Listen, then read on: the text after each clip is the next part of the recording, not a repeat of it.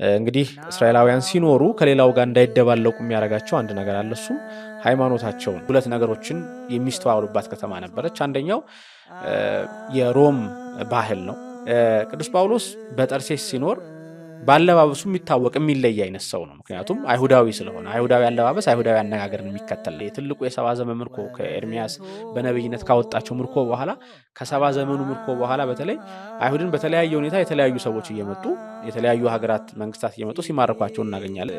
የፈሪሳውያን ትልቁ ችግር የሙሴን ሕግ እያስተማሩ ትኩረታቸውን ግን የሚያደርጉት በውጫዊ ልማዱ ላይ ነው። ጊዜው ሲደርስ በጊዜው ጊዜ መሲሁ ይመጣል። የሚጠበቅ ጊዜ አለ ማለት ነው። ኤስካቶሎጂካል ነው ነገሩ፣ የሚመጣ ነገር ስለሆነ ለዚህ በሚመጣው ጊዜ መሲሁ መጥቶ አይሁድና የአይሁድ ምድር ነፃ ያደርጋል የሚል ሐሳብ አላቸው።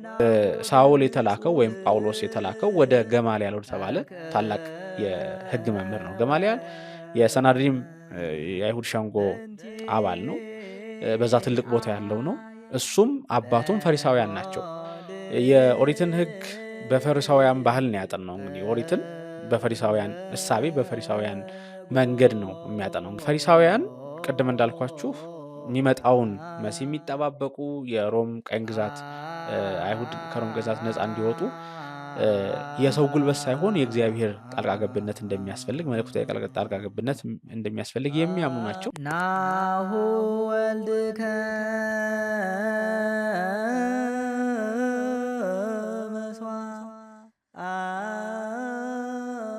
በስመ አብ ወወልድ ወመንፈስ ቅዱስ አሐዱ አምላክ አሜን። እንደምንሰነበታችሁ ውድ የኤማውስ ቤተሰቦች፣ እግዚአብሔር አምላክ ቢፈቅድ ከዛሬ ጀምሮ ለተከታታይ የተወሰኑ ሳምንታት የቅዱስ ጳውሎስን መልእክት ወደ ሮሜ ሰዎች የተላከውን ትርጓሜ እንነጋገራለን። እግዚአብሔር አምላክ የጅማሬም የፍጻሜም ባለቤት ነውና በሰላም እንዳስጀመረ በሰላም እንዲያስፈጽመን የእሱ መልካም ፍቃድ ይሆንልን። የቅዱስ ጳውሎስን የሮሜ መልእክት ትርጓሜ ለመመልከት የተወሰኑ መጻሕፍትን በማጣቀሻነት እንመለከታለን። መጽሐፍቱን የተወሰኑ መጽሐፍትን ርዕሳቸውን ወይም ደግሞ መጽሐፍቶቹን እዚህ ከስር ባለ ዲስክሪፕሽን ቦክስ ላይ ለማስቀመጥ እሞክራለሁ። እንግዲህ ትርጓሜ በኢትዮጵያውያን የትርጓሜ መንገድ መሰረት አስቀድሞ የጸሐፊውን ማንነትና የተጻፈበትን ምክንያት ወይም ምክንያት ጽሑፍ ማንሳት አስፈላጊ ነገር ነው። ይህ በእርግጥ በሁሉም የነገረ መለኮት ሊቃን ዘንድ የተለመደ መንገድ ነውና አስቀድመን ስለ ቅዱስ ጳውሎስ ማንነት እንነጋገራለን። ቅዱስ ጳውሎስ ማን ነው የሚለውን ለማየት እንሞክራለን። ቅዱስ ጳውሎስ የተወለደው በኪልቅያ ከተማ ጠርሴስ በምትባል ቦታ ነው የተወለደው። ኪልቅያ አሁን ባለው አቀማመጥ የዓለም አቀማመጥ ወደ ቱርክ አካባቢ የምትገኝ ከተማ ናት። በወቅቱ ትልቅ ከተማ ነበረች። በሮም ግዛት ውስጥ ያለች ትልቅ ከተማ ናት። ቅዱስ ጳውሎስ በዚህ ይወለድ እንጂ ግን ቅዱስ ጳውሎስ ዕብራዊ ወይም ደግሞ አይሁዳዊ ነው። በዘር አይሁዳዊ ነው። እናትና አባቱ አይሁዳውያን ናቸው። ስለዚህ በአይሁዳዊነት ውስጥ የተወለደ ነው ማለት ነው ቅዱስ ጳውሎስ። ስለዚህ ወደ ኪልቅያ ወይም ደግሞ ወደ ጠርሴስ አይሁድ የፈለሱበት ምክንያት ምንድን ነው የሚል ጥያቄ ያስነሳል። ያው አብዛኛውን ጊዜ እስራኤላውያን ከቦታቸው ፈልሰው ወደ ተለያዩ ቦታዎች የመሄድ ልማድ አላቸው። በተለይ ለእርሻ የማይመች ጊዜ ሲያጋጥም ወይም ደግሞ ረሃብ ሲያጋጥም ወይም ደግሞ ሌላ ዘመን አጸባ ሲሆን ከአንድ ቦታ ወደ አንድ ቦታ ይፈልሳሉ።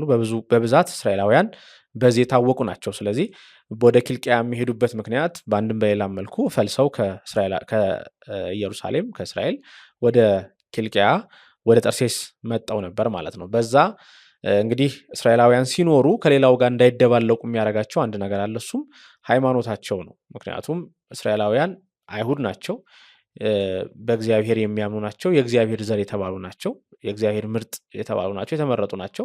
ለመመረጣቸው ምልክትም ደግሞ ግዝረት አላቸው። ስለዚህ አይሁድ በየቦታው ሲሄዱ ካለው ማህበረሰብ ጋር ተቀላቅለው መኖር አይችሉም። በተለይ ደግሞ በየሄዱበት ቦታ እግዚአብሔርን የማያምን እግዚአብሔርን የማያቅ ሀገር ሲያጋጥማቸው ማለት ነው። ከዚህም ባለፈ ደግሞ እንደዚሁ ህይወታቸው በሙሉ የሚመራው በህግ ነው። ምክንያቱም አይሁድን የሚመራው ስለ ህይወት ያላቸው ትርጉም ሁሉ የሚቀዳው ከአላቸው የኦሪት ህግ ነው። ስለዚህ ከኦሪት ህግ ተነስተው ነው ሁሉን ነገር የሚበይኑት የሚዳኙት። በዚህ ምክንያት አይሁድ በየቦታው ሲሄዱ ለብቻቸው ሆነው የአይሁድ ማህበረሰብ በአንድ ላይ በተለይ ደግሞ በምኩራብ ዙሪያ ተሰብስበው መኖር ልማድ አላቸው። ጠንካራ ማህበረሰብም ናቸው።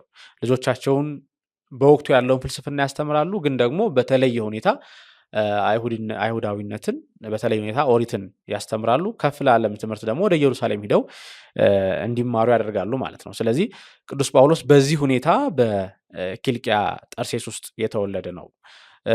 ዕብራዊ ነው። ነገዱ ነገደ ብንያም ነው። ከ12ቱ ነገድ መካከል ከእስራኤል ነገድ መካከል አንዱ ነገደ ብንያም ከነገደ ብንያም የተወለደ ነው ቅዱስ ጳውሎስ። በዜግነት ግን ሮማዊ ነው። ምክንያቱም የሮም ዜግነት በወቅቱ በብዙ መንገድ ይገኛል። የመጀመሪያው የሮም ዜግነት የሚገኘው በወታደራዊ አገልግሎት ነው። ለሮም ወታደራዊ አገልግሎት ያገለገሉ ሰዎች የሮም ዜጎች ይሆናሉ። ሁለተኛው ደግሞ በሮም ግዛት ውስጥ የተወለደ ማንኛውም ሰውም ደግሞ እንደዚሁ በሮም ግዛት ስለተወለደ የሮም ዜግነትን ያገኛል። ሶስተኛው በብዙ ብርም የሮም ዜግነት ይገዛ ነበር።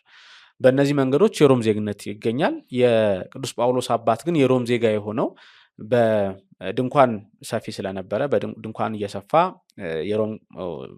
የሮም ወታደሮችን ያገለግል ስለነበረ ከዚህ የተነሳ በወታደራዊ አገልግሎት የሮም ዜግነትን እንዳገኘ አንዳንድ ሊቃውንት ጽፈው እናገኛለን። ስለዚህ ቅዱስ ጳውሎስ በጠርሴስ ከተማ ከአባቱ ዮአስ ተወለደ። የአባቱ ዮአስ አይሁድ ነው። ከአይሁድ ዘር ከነገደ ብንያም የተወለደ ነው። ስለዚህ ቅዱስ ጳውሎስም እንደዚሁ አይሁዳዊ የነገደ ብንያም ተወላጅ ነው ማለት ነው። በዛ በጠርሴስ አካባቢ የንግግር ጥበብና ፍልስፍናን ተምሯል። እንግዲህ ጠርሴስ ከተማዋ ሰፊ ከተማ ናት።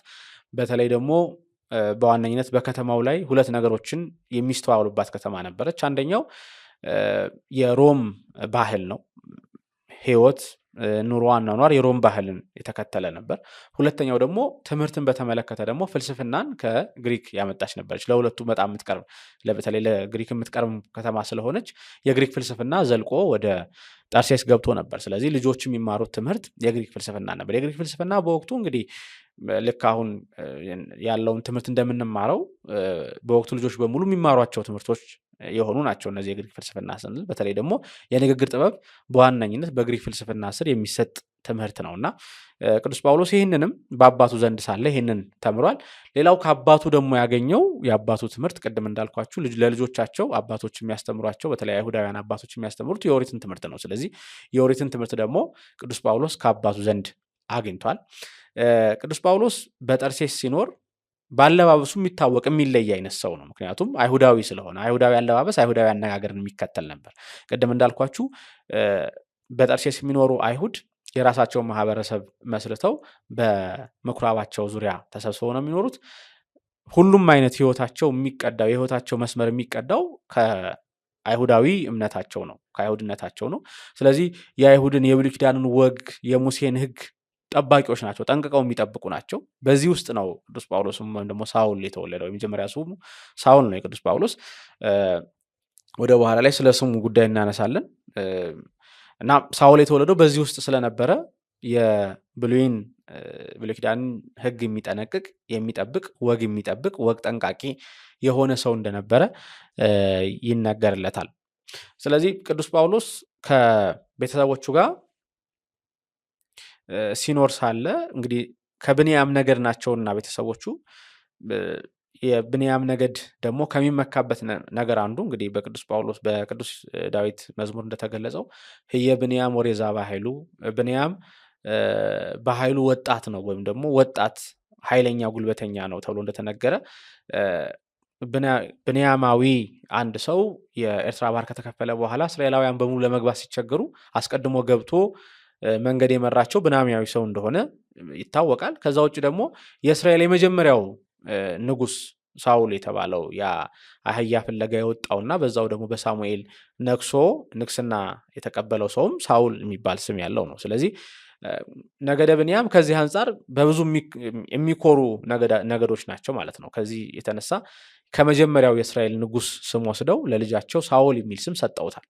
ቅዱስ ጳውሎስ የመጀመሪያ ስሙ ሳውል ነው ስንል የቅዱስ ጳውሎስ እናትና አባት ከነገዳቸው የተነሳ ነገዳቸው ነገደ ብንያም ነውና ከዛ የተመረጠው የመጀመሪያው እስራኤላዊውን ንጉስ ሳውልን ለማስታወስ ሳውል የሚል ስም ሰጠውታል። በነገራችን ላይ የሳውልና የቅዱስ ጳውሎስን ታሪክ ስንመለከት በተወሰነ መልኩ የሚነጻጸሩ ታሪኮችም ናቸው። እውነት ለመናገር ወደ በኋላ የምናነሳው በተለይ ክርስቶስ በደማስቆ ጎዳና ላይ ቅዱስ ጳውሎስን ሲጠራው የተጠቀማቸው ቃላት ከዛም አልፎ ደግሞ እንደዚሁ የተጠራበት መንገድ ልክ ሳውል አህያ ፍለጋ ወጥቶ ለንግስና እንደተጠራ ቅዱስ ጳውሎስም ደግሞ እንደዚሁ ለማሳደድ ወጥቶ ለሐዋርያነት መጠራቱን ስንመለከት ስሙ በራሱ ከግብር ጋር የተመሳሰለ ነገር እንዳለው እንመለከታለን ማለት ነው።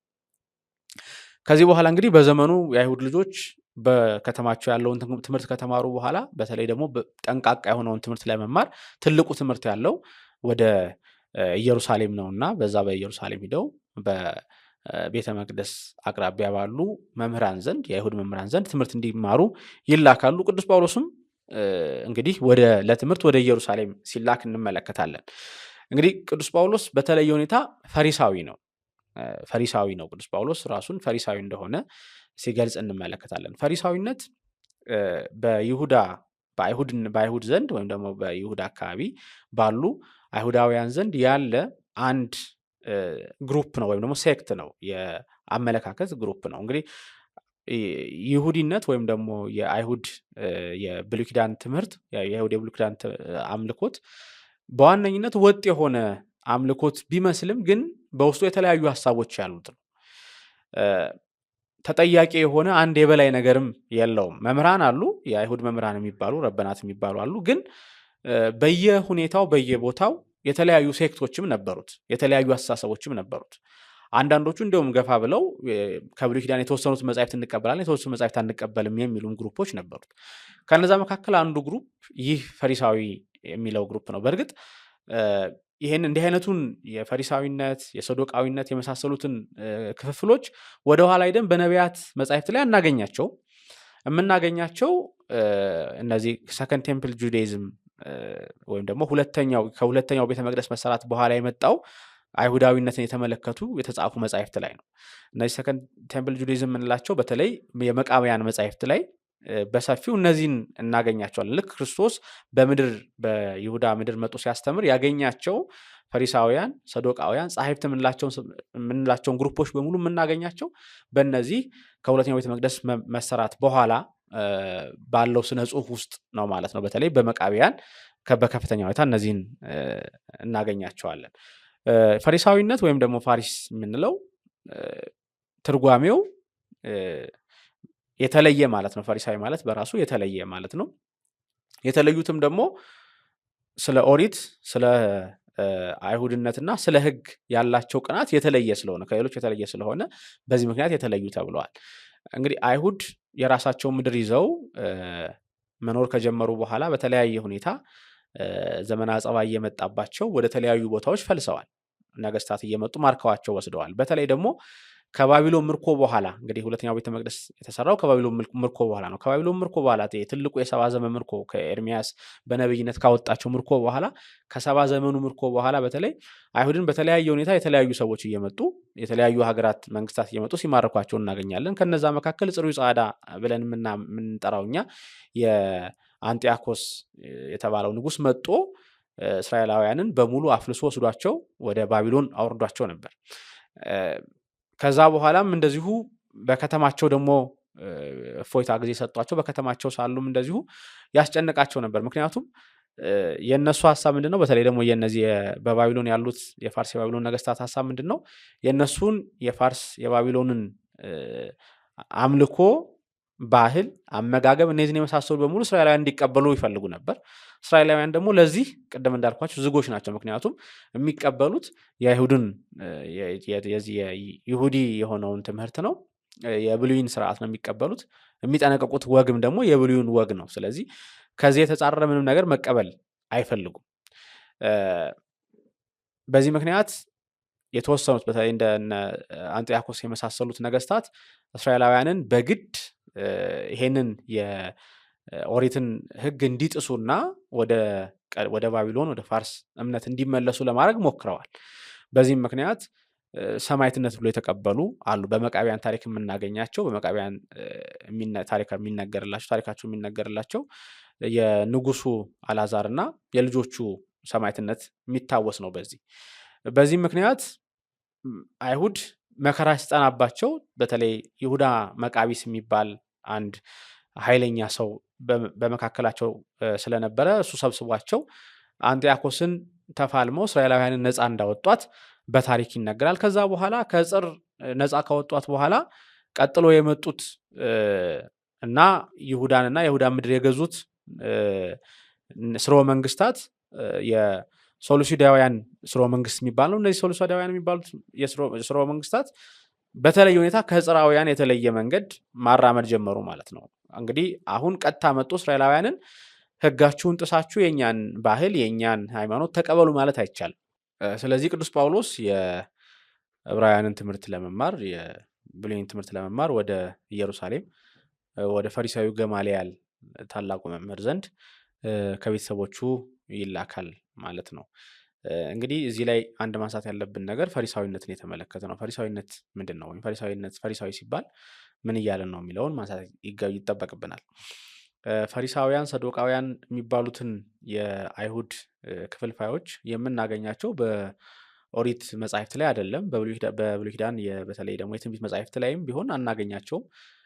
የምናገኛቸው ከዚህ ከሁለተኛው ቤተ መቅደስ በኋላ ወይም ሰከንድ ቴምፕል ጁዳይዝም ከሚባለው የአይሁድ እንቅስቃሴ በኋላ የተጻፉ መጻሕፍት ላይ ነው የምናገኛቸው። ለምሳሌ እንደ መጽሐፍ መቃብያን አይነቶቹ መጽሐፍት ላይ እንደዚህ አይነት የአይሁድ ግሩፖች በስም ተጠቅሰው እናገኛለን። ክርስቶስ ወደዚህ ምድር ሲመጣ በይሁዳ እና በሰማሪያ ሲመላለስም እነዚህን ግሩፖች አግኝቷቸው እንደነበር ከእነሱ ጋርም ይጠይቁት ይመልስላቸው እንደነበረም ተጽፎ እናገኛለን። ስለዚህ ፈሪሳዊነት በተለይ ከዚህ ከሁለተኛው ቤተ መቅደስ መሰራት በኋላ የመጣ ነገር ነው ማለት ነው። አይሁድ ወይም ደግሞ የአይሁድ እምነት በኦሪት ላይ ያላቸው የአይሁድ እምነት ማለታችን ነው።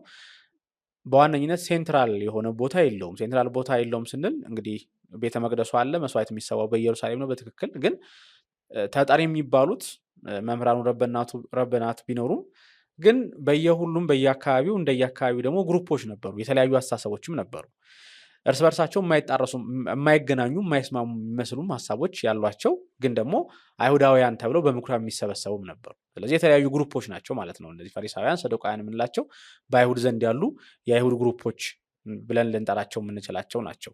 አንዳንዶቹ ለምሳሌ ከብሉይ ኪዳን መጻሕፍት መካከል የተወሰኑትን አንቀበል የሚሉ ጭምር ናቸው። እንደነ ፈሪሳውያን ደግሞ ምንላቸውን ደግሞ ስንመለከት መጻሕፍትን እንቀበላለን፣ በመላእክት እናምናለን፣ የትንሣኤ ሙታን እናምናለን የሚሉ ናቸው። ሌሎቹ ደግሞ ትንሣኤ ሙታን አንቀበል የሚሉ ናቸው ማለት ነው። እና ይሄ ሁሉ የተለያየ ሆኖ ሳለ ግን በአንድ ምኩራብ ላይ እየተሰበሰቡ የምኩራብ ጸሎታቸውን ያደርጉ ነበር። አይሁድም ተብሎ ይጠራሉ። የሚጠሩት በአንድነት በአይሁድነት ነው ማለት ነው። ፈሪሳዊነት ወይም ደግሞ ፋሪስ የምንለው ፈሪሳዊ ምንድን ነው ብለን ስሙን ስንተረጉም የተለየ ማለት ነው። ትርጉሙ የተለየ ማለት ነው። ራሳቸውን የለዩ ማለት ነው። ለአይሁድ ባህል፣ ለአይሁድ ወግ፣ ለኦሪት ስርዓት ራሳቸውን የለዩ ፈሪሳውያን ይባላሉ። ፈሪሳዊነት በተለይ ከ200 አጋማሽ ቅድመ ክርስቶስ ማለት ነው የይሁዳን ምድር ጽራውያን መጠው ማስተዳደር ሲጀምሩ ጽራውያን አይሁዳውያንን ወይም ደግሞ ሰሉሲድ የሚባሉት ሰሉሲድ ዳይናስቲ ይባላል። ይሄ የጽራውያን ዳይናስቲ በእኛ አንጢያኮሳዊ እንለዋለን። ወደ ኢየሩሳሌም ከመጡ በኋላ ቤተ መቅደስን ከበው እስራኤላውያንን በግድ ለስዕለ ፀሐይ እንዲሰግዱ የርያ መስዋዕት እንዲሰዉ አስገድዷቸው እንደነበረና በዚህ ምክንያት አልዓዛር ሊቀ ካህኑ እና ልጆቹ በሰማዕትነት እንደሞቱ በመቃብያን ታሪካቸው ተመዝግቦ እናገኛለን። ይህ ሁሉ ግፍ ሲፈጸም በእስራኤላውያን ዘንድ እንግዲህ የሕገ ኦሪት እንድትሻር የኦሪትን ሕግ እንዲሽሩና የእስራኤልን አስተምህሮ ወይም ደግሞ የእስራኤልን አምላክ ከማምለክ ተለይተው ስለ ፀሐይ እንዲሰግዱ ሲገደዱ አይሁድ እምቢ በማለታቸው ምክንያት በይሁዳ መቃቢስ አማካኝነት ተሰባስበው በጽራውያን ላይ በከፍተኛ ሁኔታ ጦርነት አውጀው ጽራውያንን ከሀገራቸው አባረው ካስወጡ በኋላ እስራኤላውያን በሰላም ኑረዋል። በዚህ መካከል ይሄንን ሲያደርጉ በተለይ ይሄንን ይሁዳ መቃቢስ ሲያደርግ በተለየ ስሜት ሲያገለግሉ የነበሩት ፈሪሳውያን ናቸው። እነዚህ ፈሪሳውያን ለብቻ ተለይተው ከዛ በኋላ ለብቻ ራሳቸውን ለይተው ለአይሁድ ሕግ ለአይሁድ ስርዓት የምንቀና ነን ብለው ራሳቸውን ለይተዋል። ከዛም በኋላ የመጡት እስራኤላውያንን ወይም ደግሞ የይሁዳን ግዛት የሚያስተዳድሩት ነገስታት እንደ አንጢያኮስ ምንም እንኳን ለአይሁዳውያን የማምለክ ነፃነታቸውን ባይገድቡም ግን በተለይ ሮማውያን ለምሳሌ ከላይ ሰዶቃውያን የሚባሉትን ግሩፖች ለነሱ እንዲቀርቡ ካደረጉ ለሮማውያን እንዲያድሩ ካደረጓቸው በኋላ የቤተ መቅደሱን አገልግሎት በቤተ መቅደስ ያለውን ነገር በሙሉ አሳልፈው የሃይማኖቱን ነገር አሳልፈው የሰጧቸው ለነሱ ነበር። ስለዚህ ፈሪሳውያን ተገለው ግን ደግሞ እንዴት ነው የሆነውን ነገር በሙሉ ትክክል እንዳልሆነ እየተናገሩ የሚኖሩ ነበሩ። በተለየ ሁኔታ ለሙሴ ሕግ ቀናያን ናቸው፣ ጠባቂዎች ናቸው። ከይሁዳ መቃቢስ ጋር ተባብረው የአንጢያኮስን ያንን ጨካኙን አስተዳደር ካስወገዱ በኋላ በይሁዳና በአካባቢዋ በተለየ ሁኔታ እንግዲህ በተለይ በሮማውያን ዘመን ደግሞ ከዚህ ከነገስታቱን ጋር ግንኙነት ያላቸው በቤተ መቅደስ አካባቢ የቤተ መቅደሱን ስራ እንዲሰሩ የቤተ መቅደሱን ነገር እንዲቆጣጠሩ የተሾሙ ሰዶቃውያን አሉ። እነሱ በተለየ ሁኔታ ከዚህ ከቀኝ ገዢዎቻቸው ከሮማውያን ጋር ያላቸው ግንኙነት የማያስደስታቸው ናቸው ፈሪሳውያን። እነዛ በተለየ ሁኔታ ለጌቶቻቸው አድሮ የሚኖሩ ናቸው። ፈሪሳውያን ደግሞ ይህንን ጭምር የሚቃወሙ ለአይሁድ ሕግ ለሙሴ ሕግ የሚቀኑ ጠባቂ ነን ብለው የሚያምኑ ናቸው። ቅዱስ ጌታችንም በወንጌል ፈሪሳውያን የትምህርት ችግር እንደሌለባቸው ተናግሯል። ማቴዎስ ወንጌል ምዕራፍ 23 ቁጥር 2-3 ላይ ከስራቸው ከምግባራቸው እንዳይሳተፉ ትምህርታቸው እንዲቀበሉ ነግሯቸዋል ሐዋርያትን። ምክንያቱም የሚናገሩት ነገር ስህተት አይደለም፣ ትምህርቱ ስህተት አይደለም፣ ትምህርቱ በኦሪት ያለ ነው። ግን የፈሪሳውያን ትልቁ ችግር የሙሴን ሕግ እያስተማሩ ትኩረታቸውን ግን የሚያደርጉት በውጫዊ ልማዱ ላይ ነው። የውጭ ልማዱን መጠንቀቅ ነው እንጂ ትምህርቱን በሚገባ ወደ ራሳቸው ሕይወት አምጥተው ሕይወታቸው ላይ መተግበር አይፈልጉም። እንደዛም አያደርጉም። በተግባር የሚያሳዩት ትምህርት የላቸውም። የሙሴን ሕግ እንቀበላለን ይላሉ፣ ሙሴ ነብያችን ነው ይላሉ። ግን ደግሞ ለሙሴ የውጫዊ ሕግ ከመቅናት ውጭ ውጫዊ ወጎች ወይም ደግሞ የተወሰኑ ትንሽ ወጎች፣ ጥቃቅን ወጎች ላይ ከመቅናት ውጭ ትምህርቱን በተግባር የመተርጎም በሕይወታቸው የመግለጥ ከዛም አልፎ ደግሞ የሕይወታቸው መመሪያ የማድረግም ምንም አይነት ፍላጎት የላቸውም። ስለዚህ ክርስቶስ ደጋግሞ ስለዚህ ሲወቅሳቸው እንመለከታለን ማለት ነው በወንጌል። ፈሪሳውያን በሮም ቀኝ ግዛት የሮም ቀኝ ግዛት ከደረሰባቸው በኋላ ወይም ደግሞ ሮም ቀኝ ግዛት ከገዛቻቸው በኋላ እንግዲህ የሚያስቡት አንድ ነገር ነው። በተለይ ቀኝ በመገዛታቸው ሮማውያን ቀኝ ስለገዛት አይሁድን የአይሁድን ምድር በሙሉ ቀኝ ስለገዙ ሮማውያን ይህ ቀኝ ግዛት የመጣው ፈሪሳውያን የሚያምኑት ከእግዚአብሔር ዘንድ የመጣ ቁጣ ነው ብለው ነው የሚያምኑት። ምክንያቱም እስራኤላውያን ወይም ደግሞ አይሁድ በመበደላቸው እግዚአብሔርን በማስከፋታቸው ምክንያት በዚህ ምክንያት በኃጢአታቸው ምክንያት ተላልፈው ለሮማውያን እንደተሰጡ ያስባሉ። መፍትሄውም አንድ ነገር ነው። እሱም ከእግዚአብሔር የመዳን ስራ ውጭ ሌላ ምንም ስራ እንደሌለ ያምናሉ። ከቀኝ ግዛት ለመላቀቅ ለመዳን የእግዚአብሔር እርዳታ ነው እንጂ እግዚአብሔር ነው እንጂ ይሄን ሊያደርግ የሚችለው ከሰው ወገን ምንም መደረግ እንደማይችል ያምናሉ። በተለይ ደግሞ የመሲሁ መምጣት ይጠባበቃሉ። መሲሁ ሲመጣ ቤተ መቅደስን ያነጻል። መሲሁ ሲመጣ ቀጥተኛውን ትምህርት ያስተምራል። መሲሁ ሲመጣ ነፃ ያወጣልን ብለው ያስባሉ። ስለዚህ ነፃ አውጪ ብለው የሚያምኑት መሲሁን ነው። መሲሁ ነፃ የሚያወጣ ነው። መሲሁ ይመጣል። መሲሁ ሲመጣ ቤተ መቅደስን ጭምር የሚያነጻ ነው። መሲሁ ሲመጣ ሁላችንም የሚያነጻ ነው። መሲሁ ሲመጣ ነገሮች ይገለበጣሉ። ያ ማለት እስራኤላውያን ሮማውያንን ገዢ ይሆናሉ፣ ሮማውያን ደግሞ በእስራኤላውያን ተገዢ ይሆናሉ። እንዴት አመለካከት ነበራቸው። ግን ደግሞ ይህ የመሲሁ መምጣት በራሱ በእግዚአብሔር የሚሆን ነው። በራሱ በእግዚአብሔር የሚሆን ነው እንጂ በሰው ዘንድ የሚሆን አይደለም። ያ ማለት ሰዎች ተደራጅተው ጦርነት አንስተው በጦር ገጥመው የሚያመጡት አይደለም ማለት ነው። ጊዜው ሲደርስ በጊዜው ጊዜ መሲሁ ይመጣል። የሚጠበቅ ጊዜ አለ ማለት ነው። ኤስካቶሎጂካል ነው ነገሩ፣ የሚመጣ ነገር ስለሆነ ስለዚህ በሚመጣው ጊዜ መሲሁ መጥቶ አይሁድና የአይሁድ ምድር ነፃ ያደርጋል የሚል ሀሳብ አላቸው።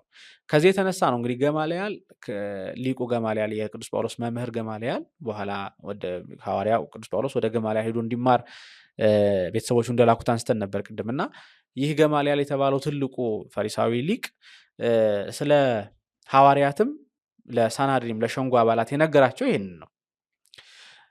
ሐዋርያት የሆኑት ከሰማይ ከሆኑ ከእግዚአብሔር ከሆኑ ማንም ሊያጠፋቸው ማንም ሊያቆማቸው አይችልም። ከእግዚአብሔር የሆነ ማስቆም አይቻልም። ያ ማለት በሰው ጣልቃ ገብነት የእግዚአብሔር የሆነውን አሰራር ማቆም አይቻልም።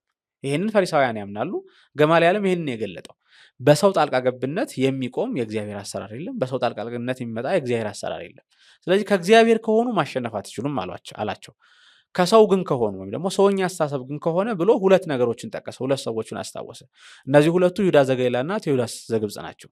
እነዚህ ሁለቱም መሲሁ እንደሆኑ አስመስለው የመጡ ከዛ በኋላ ሰዎችን የሰበሰቡ ናቸው። ቴዎዳስ ዘግብጽ የሚባለው በግብጽ አካባቢ ስለነበረ ነው፣ ከግብጽ የወጣ ስለሆነ ነበር። ያው እንግዲህ እስራኤላውያን ቅድም እንዳልኳችሁ በየቦታው የመፍለስ ታሪክ አላቸው። በተለይ በኤርሚያስ ዘመን በየቦታው ሲፈልሱ ወደ ግብጽም ወርዶ የፈለሱ ነበሩና በግብጽ የተጠናከረ እስራኤል የአይሁዳውያን ማህበረሰብ ስላለ ከዛ የተነሳ ሰው ነበረ ቴዎዳስ ዘግብጽ የሚባል ቴዎዳስ የተባለ ሰው ሰዎችን ሰበሰበ፣ አስከተለ።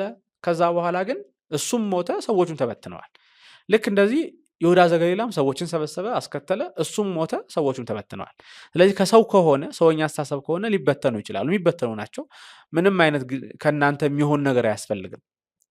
ከእግዚአብሔር ከሆነ ግን ይላል ገማልያል፣ ከእግዚአብሔር ከሆነ ግን ሊያቆማቸው የሚችል አንዳች ሰው የለም። ስለዚህ ከእግዚአብሔር ከሆነ እውነትን የሚናገሩ ናቸው። ከእግዚአብሔር ከሆነ ማስቆም አትችሉም ማለት በፈሪሳውያን አመለካከት ከእግዚአብሔር የሆነውን ነገር ሰው ሊቀበል ነው እንጂ የሚችለው ከእግዚአብሔር ለሆነው ነገር እንዲመጣ ሊያደርግም አይችልም።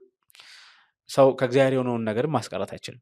ስለዚህ የመሲሁ መምጣት ከእግዚአብሔር የሚሆን ነው። የእስራኤላውያን ነፃ መውጣት ከእግዚአብሔር የሚሆን ነው። የቤተ መቅደሱ መንጻት፣ የይሁዳ መንጻት ከእግዚአብሔር የሚሆን ነው። ይሄ ደግሞ የሚጠበቅ ነው እንጂ እነሱ ራሳቸው እንዲመጣ የሚሰሩለት አይደለም። የተወሰኑት ግሩፖች ነበሩ በወታደራዊ መንገድ በምናምን ከሮማውያን ነፃ ለመውጣት የሚሞክሩ። ይህንን ግን ፈሪሳውያን አይቀበሉም። ምክንያቱም ከእግዚአብሔር በሆነ ማዳን ነፃ እንወጣለን ብለው ስለሚያምኑ። ይሄ ደግሞ የሚሆነው በዋነኝነት ህዝቡ በሙሉ እንዴት ነው እንደ ሀገራዊ ንስሐ ከገባ በኋላ በሀገር ደረጃ ንስሐ ከገባ በኋላ ራሱን ከኃጢአት ሲለይ ከእግዚአብሔር የሆነው መምጣት ይመጣል፣ መሲሁ ይገለጣል። ያን ጊዜ ነፃ እንወጣለን ብለው ያምኑ ነበር። እንግዲህ ቅድም እንዳልኩት ሳውል የተላከው ወይም ጳውሎስ የተላከው ወደ ገማልያል ወደተባለ ታላቅ የህግ መምህር ነው። ገማልያል የሰናድሪም የአይሁድ ሸንጎ አባል ነው። በዛ ትልቅ ቦታ ያለው ነው። እሱም አባቱም ፈሪሳውያን ናቸው። የገማልያል አባት ጭምር ትልቅ ታዋቂ ፈሪሳዊ ነው። እሱም ደግሞ እንደዚሁ ታዋቂ መምህር ነው፣ የፈሪሳውያን መምህር ነው። በሊቅነቱም የተመሰከረለት ነው። በትምህርትም በማስተማርም ካየ ነው በጣም ብዙ ተማሪዎች ያሉት ነው ገማልያል።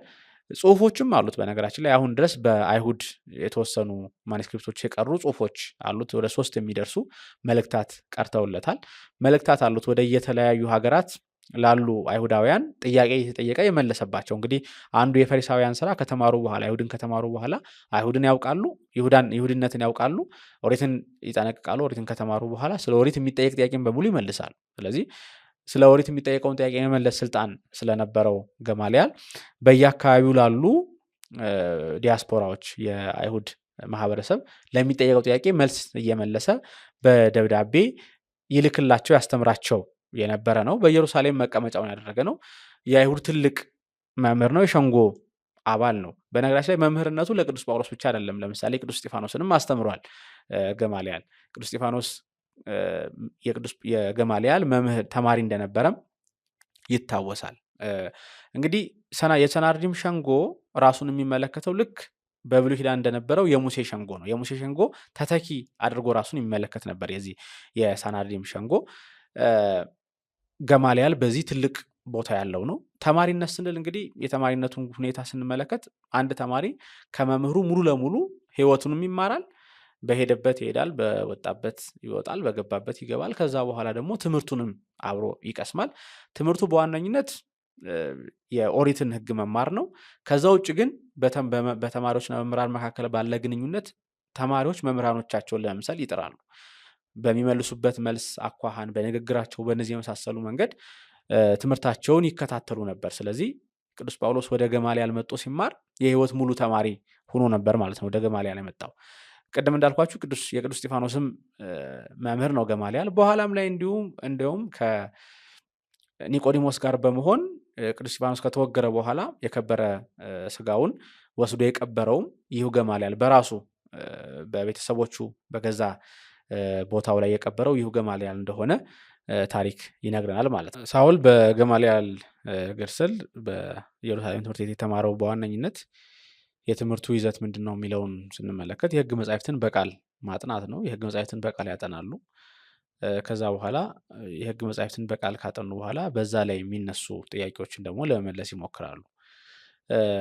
የህግ መጻሕፍትን በቃል ማጥናታቸው ሁለት ጥቅም አለው። ያው ይሄ በእኛም የአብነት ትምህርት ትውፊት ላይ በዋነኝነት የሚስተዋል ነው። በቃል ሲይዙት አንደኛ ያው በወቅቱ በብዙ የጽሁፍ የስነ ጽሁፍ ነገር ያደገበት ዘመን ስላልነበረ በብራናዎች ላይ ነው ጽሁፎች የሚጻፉት። ስለዚህ የተጻፉት ጽሁፎች ወይም ደግሞ መጽሐፍቶች በጣም ትንሽ ናቸው። በጣም ብዙ ሰው ይፈልጋል። ስለዚህ ጽፈው እነሱን እየሸጡ በጽሁፍ ራሳቸውን በገቢ ራሳቸውን እየደጎሙ ይማሩበታል ማለት ነው።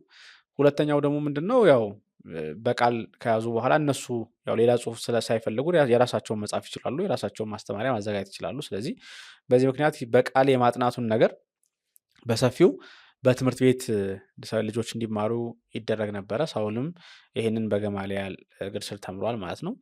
የኦሪትን ህግ በፈሪሳውያን ባህል ነው ያጠናው። እንግዲህ ኦሪትን በፈሪሳውያን እሳቤ በፈሪሳውያን መንገድ ነው የሚያጠናው። እንግዲህ ቅድም እንዳልኳችሁ በአይሁድ ዘንድ የተለያዩ ክፍፍሎች አሉ። የተለያዩ ክፍሎች የተለያየ እሳቤ ነው ያላቸው። ከዛ መካከል አንዱ ፈሪሳዊነት ስለሆነ ፈሪሳዊነት ኦሪትን የሚመለከትበት የራሱ የሆነ መነጽር አለ።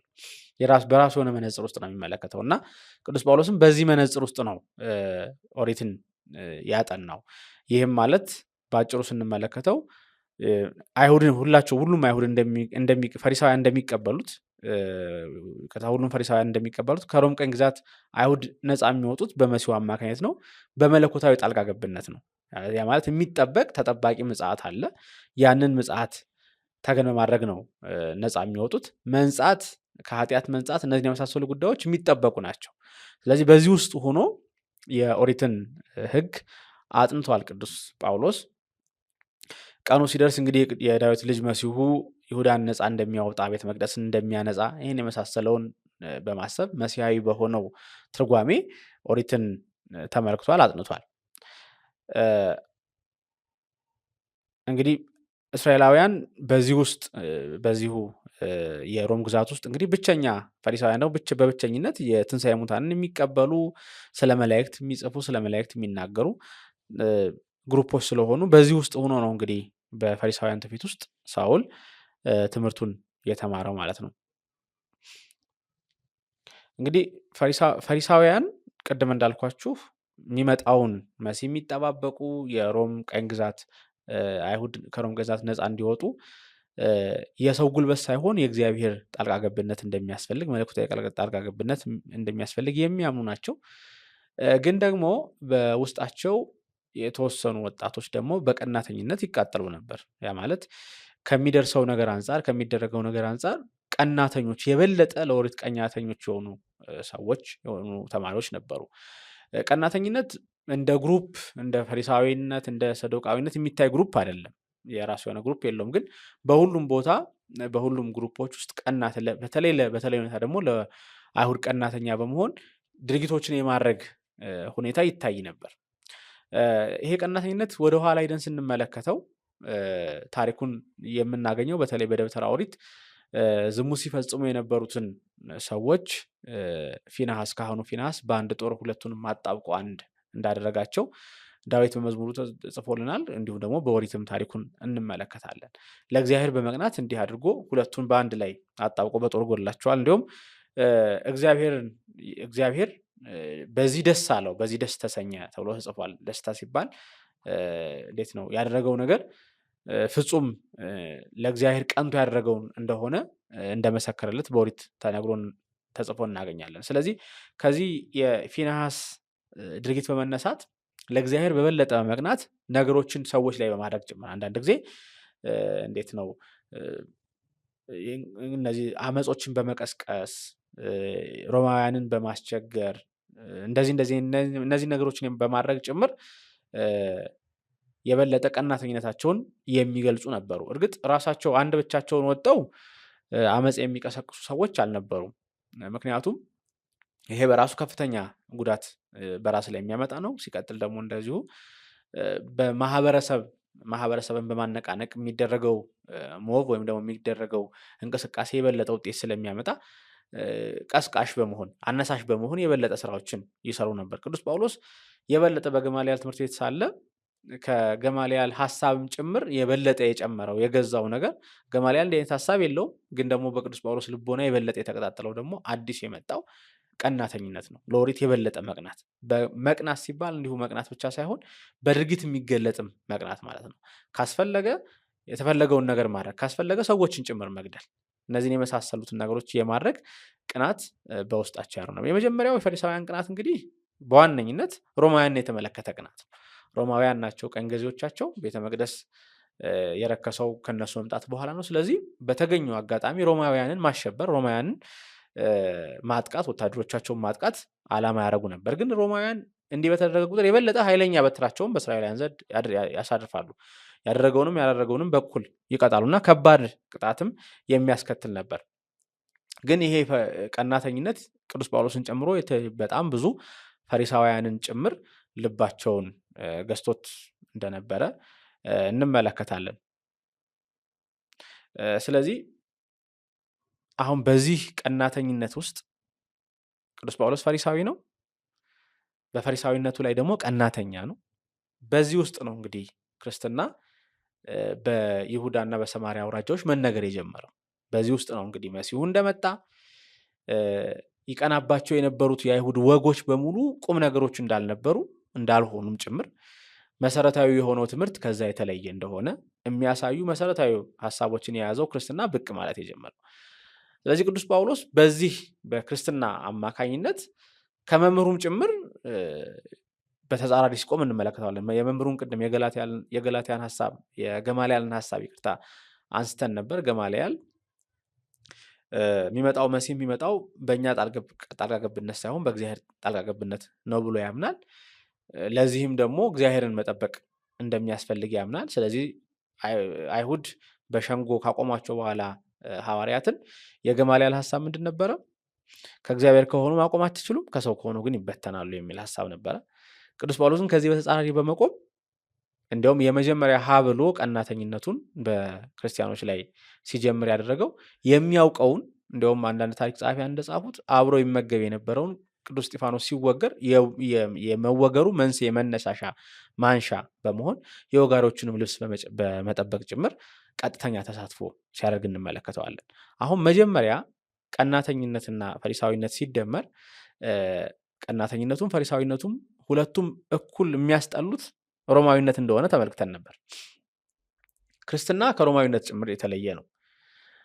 ክርስትና ከሮማዊነት ጋር የሚያገናኘው ነገር የለም። የበለጠ እንደውም የሚቀርበው ለፈሪሳዊነት ነው። ምክንያቱም ክርስትና መሲሁ እንደመጣ የሚጠበቀው የነቢያት ትንቢት እንደተፈጸመ የሚናገር ነው። ሳውል መጀመሪያ ወይም ደግሞ ሳውልን የመሳሰሉ ፈሪሳውያን ቀናተኞች መጀመሪያ መቅናት የጀመሩት በወንጌል ላይ በሐዋርያት ላይ አይደለም። መጀመሪያ የሚቀኑት በሮማውያን ላይ ነበር። ከዚህ በኋላ ግን እንግዲህ ቅዱስ ጳውሎስ አዲስ መንገድ ይጀምራል። ምክንያቱም ክርስቶስ መሲሁ እንደሆነ የሚናገርና መሲህን የሚጠብቁና ስለ መሲሁ የሚያወሩ ከአይሁድ መካከል ፈሪሳውያን ናቸው። ስለ ትንሣኤ ሙታን የሚያምኑ የሚያስተምሩ ከአይሁድ መካከል ፈሪሳውያን ናቸው። ቀጥታ የፈሪሳውያንን ትምህርት የሚነኩ አዲስ የአይሁድ የተወሰኑ ግሩፖች መጡ ማለት ነው። ክርስትናን ለሳውል ክርስትና እንዲህ አይነት ግሩፕ ነው። ልክ ፈሪሳዊነት እንደተነሳው ሰዶቃዊነት እንዳለው ሁሉ በአይሁድ መካከል ደግሞ የሚጠበቀው መሲህ መጥቷል፣ የሚጠበቀው መሲህ ሞቶ ተነስቷል፣ ትንሣኤ ሙታንም ተረጋግጧል የሚል ትምህርት ያለው አዲስ ግሩፕ እንደመጣ ቅዱስ ጳውሎስ አሰበ። በዚህ ምክንያት በፈሪሳውያንና በይሁዲነት ላይ በኦሪት ላይ የተነሳ ትልቅ ቅጣት እንደሆነ ወይም ደግሞ ትልቅ በትር እንደሆነ በማሰቡ ምክንያት በአሳዳጅነት ልቡ ተሞላ። የመጀመሪያ የአሳዳጅነት ህይወቱንም የጀመረው ደግሞ በሐዋርያት ሥራ ምዕራፍ 7 ላይ እንደተጻፈው ቅዱስ እስጢፋኖስ ሲወገር የቅዱስ እስጢፋኖስ መወገር መነሳሻ በመሆንና የወጋሪዎቹንም ልብስ በመጠበቅ ነበር። እንግዲህ ከዚህ በኋላ ቅዱስ ጳውሎስ የአሳዳጅነት ህይወቱ ይጀምራል ማለት ነው። ከዚህ በመነሳት ደግሞ ጥሪውንና ከዛ ደግሞ የሮሜ መልእክት እንዴት እንደጻፈ ደግሞ በሚቀጥለው ሳምንት በቀጣይ እንነጋገራለን። እግዚአብሔር አምላክ የሳምንት ሰው ይበለን። ወስብሐት ለእግዚአብሔር። ይቆየን። ናሁ ወልድከ